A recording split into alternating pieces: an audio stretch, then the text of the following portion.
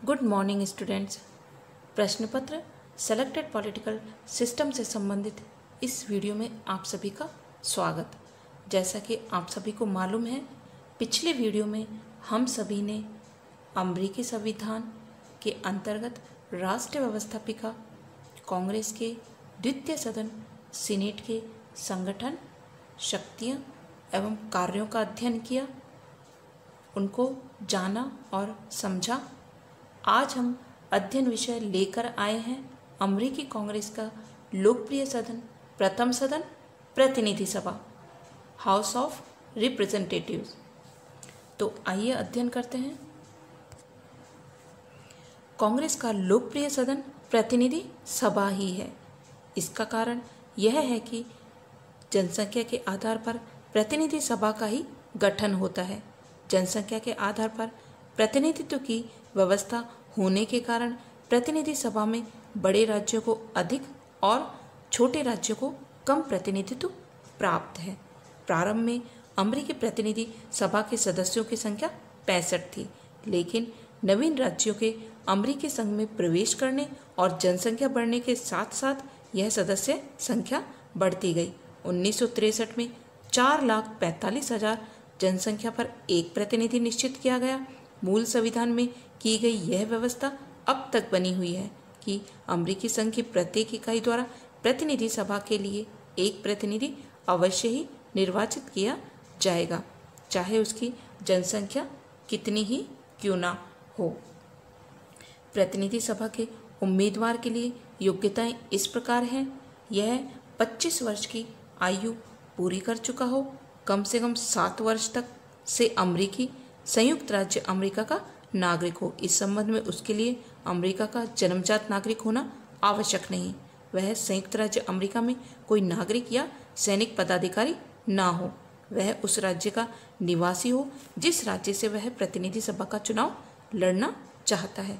पर वर्तमान समय में अधिकांश राज्यों में यह परंपरा स्थापित हो गई है कि उम्मीदवार न केवल उस राज्य का वरन उस निर्वाचन क्षेत्र का भी निवासी हो जहां से वह चुनाव लड़ रहा है। इसे स्थानीयता का नियम कहा जाता है। प्रतिनिधि सभा के सदस्य भारतीय लोकसभा की ही भांति वयस्क मताधिकार के आधार पर एकल सदस्य चुनाव क्षेत्र प्रणाली के द्वारा चुने जाते हैं। 1920 में किए गए संविधान संशोधन 19वीं संशोधन द्वारा महिलाओं को मताधिकार प्रदान किया गया। 26वें संवैधानिक संशोधन के अनुसार अब अमेरिका में 18 वर्ष की आयु प्राप्त प्रत्येक स्त्री पुरुष को मताधिकार प्राप्त है। मतदाता बनने के लिए यह भी जरूरी है कि वह व्यक्ति उस राज्य में कुछ समय तक रहता हो। वह अवधि विभिन्न राज्यों में 6 माह से लेकर 2 वर्ष तक है। कार्यकाल प्रतिनिधि सभा का कार्यकाल 2 वर्ष है और इस निश्चित अवधि को न तो कम किया जा सकता है न ही बढ़ाया जाता है। प्रतिनिधि सभा को अवधि के पूर्व विघटित नहीं किया जा सकता। कुछ सदस्यों का बहुमत सदन की गणपूर्ति करता है। अमेरिकी संविधान के 20वें संशोधन के अनुसार कांग्रेस का प्रतिवर्ष एक अधिवेशन अवश्य होगा तथा यह 3 जनवरी की दोपहर से प्रारंभ होगा। कांग्रेस के दोनों सदनों का अधिवेशन उस समय तक चलता रहता है जब तक कि उसके सदस्य अधिवेशन के स्थगन के लिए मत ना दें। दोनों सदनों का अधिवेशन एक साथ स्थगित होता है। यदि दोनों सदन एक ही तिथि पर स्थगन के लिए सहमत ना हो तो राष्ट्रपति स्थगन की तिथि निश्चित करते हैं। राष्ट्रपति किसी विशिष्ट उद्देश्य के लिए दोनों सदनों का विशेष अधिवेशन बुला सकते हैं। प्रतिनिधि सभा का अध्यक्ष। प्रतिनिधि सभा के अध्यक्ष को स्पीकर कहते हैं और यह पद अमेरिकी राजनीति में बहुत अधिक सम्मान और महत्व का है। प्रतिनिधि सभा का अध्यक्ष संयुक्त राज्य अमेरिका के राष्ट्रपति से दूसरे दर्जे पर समझा जाता है। यदि किसी विशेष स्थिति में राष्ट्रपति और उपराष्ट्रपति दोनों के ही पद रिक्त हो जाएं तो प्रतिनिधि सभा का स्पीकर ही राष्ट्रपति पद को धारण करता है। प्रतिनिधि सभा के अध्यक्ष अथवा स्पीकर की शक्तियां इस प्रकार हैं।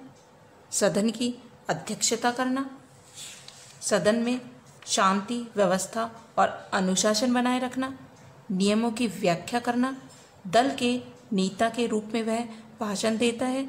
जब सदन संपूर्ण सदन की समिति के रूप में एकत्रित होता है, उस समय स्पीकर इसकी अध्यक्षता नहीं करता तथा वह वाद विवाद से अधिक सक्रिय रूप में भाग ले सकता है।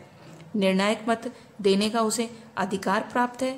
समितियों संबंधी विशेष अधिकार भी उसके पास हैं। परिणामों की घोषणा और हस्ताक्षर के रूप में विधेयकों और प्रस्तावों पर बहस के पश्चात वह सदन में मतदान करवाता है, मतों की गणना करता है तथा उनके परिणामों की घोषणा करता है। वह सभी प्रस्तावों, लेखों, अधिपत्रों और विधेयकों पर हस्ताक्षर करता है। यह एक तथ्य ही है कि अमेरिका में प्रतिनिधि सभा का अध्यक्ष दलीय आधार पर कार्य करता है। प्रतिनिधि सभा की शक्तियां और कार्य। संविधान के अनुसार संयुक्त राज्य अमेरिका की समस्त विधायी शक्तियां कांग्रेस में ही निहित है, जिनका प्रयोग प्रतिनिधि सभा और सीनेट समान रूप से करती हैं। इस प्रकार प्रतिनिधि सभा की मुख्य शक्ति कानून निर्माण से संबंधित है। विधायी शक्तियां। कानून निर्माण के संबंध में कांग्रेस के दोनों सदनों को समान शक्ति प्राप्त है। कोई भी विधेयक जब तक दोनों सदनों से पारित नहीं हो जाता कानून नहीं बन सकता। वित्तीय विधेयक प्रतिनिधि सभा में ही प्रस्तावित किए जा सकते हैं, सीनेट में नहीं, किंतु सीनेट को इन विधेयकों के संशोधन करने का पर्याप्त अधिकार प्राप्त है। ऐसा प्रतीत होता है कि संविधान निर्माता कानून निर्माण के क्षेत्र में प्रतिनिधि सभा को सर्वोपरि स्थिति देना चाहते थे, किंतु कालांतर में कानून निर्माण के क्षेत्र में भी सीनेट ने प्रतिनिधि सभा के समकक्ष ही और व्यवहार में कभी कभी शक्तिशाली स्थिति प्राप्त कर ली। संवैधानिक संशोधन की शक्ति।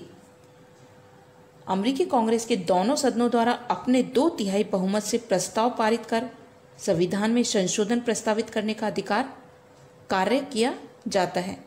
कार्यपालिका शक्तियां। कार्यपालिका क्षेत्र में प्रतिनिधि सभा को 2 शक्तियां प्राप्त है। प्रतिनिधि सभा सीनेट के साथ मिलकर युद्ध की घोषणा करती है। इसके अतिरिक्त वह अपनी स्थायी तथा विशेष समितियों के द्वारा संघीय सरकार के प्रशासन तथा संघीय कार्यपालिका के कार्यों की जांच कर सकती है। राष्ट्रपति को निर्वाचित करने की शक्ति। राष्ट्रपति का चुनाव निर्वाचक मंडल के द्वारा किया जाता है, परंतु यदि किसी भी उम्मीदवार को निर्वाचन मंडल का पूर्ण बहुमत प्राप्त न हो तो प्रतिनिधि सभा प्रथम 3 प्रत्याशियों में से किसी एक को राष्ट्रपति निर्वाचित करती है। न्यायिक शक्ति। न्यायिक शक्तियों के अंतर्गत प्रतिनिधि सभा राष्ट्रपति, उपराष्ट्रपति एवं अन्य संघीय अधिकारियों के विरुद्ध महाभियोग का प्रस्ताव प्रस्तावित करती है, जिसे सीनेट द्वारा निश्चित प्रक्रिया के आधार पर स्वीकार कर लिए जाने पर संबंधित अधिकारी पद से हटा दिया जाता है। प्रतिनिधि सभा की अन्य शक्तियों के रूप में वह अपने सदस्यों के विरुद्ध अनुशासनात्मक कार्रवाई कर सकती है और ऐसे किसी व्यक्ति को दंडित कर सकती है जिसके व्यवहार से सदन की कार्रवाई में प्रत्यक्ष हस्तक्षेप अथवा बाधा पड़ती हो। प्रतिनिधि सभा को अपनी कार्य प्रणाली के संबंध में नियम बनाने का अधिकार प्राप्त है। वह सभा अपने सदस्यों के लिए योग्यताएं निर्धारित कर सकती है और उसके चुनाव संबंधी विवादों का निर्णय कर सकती है। यदि सदन 2/3 बहुमत से किसी सदस्य को दोषी ठहराए तो उसकी सदस्यता समाप्त हो सकती है। इस वीडियो के माध्यम से आज हमने प्रतिनिधि सभा की रचना, उसकी शक्तियाँ और उसके कार्यों का अध्ययन किया। वीडियो की समाप्ति यही करते हुए मिलते हैं प्रतिनिधि सभा से संबंधित अगले वीडियो की श्रृंखला में, जिसमें हम सीनेट की तुलना में प्रतिनिधि सभा की दुर्बलता और प्रतिनिधि सभा की दुर्बलता के ऐसे क्या क्या कारण हैं जिसके कारण उसे और भी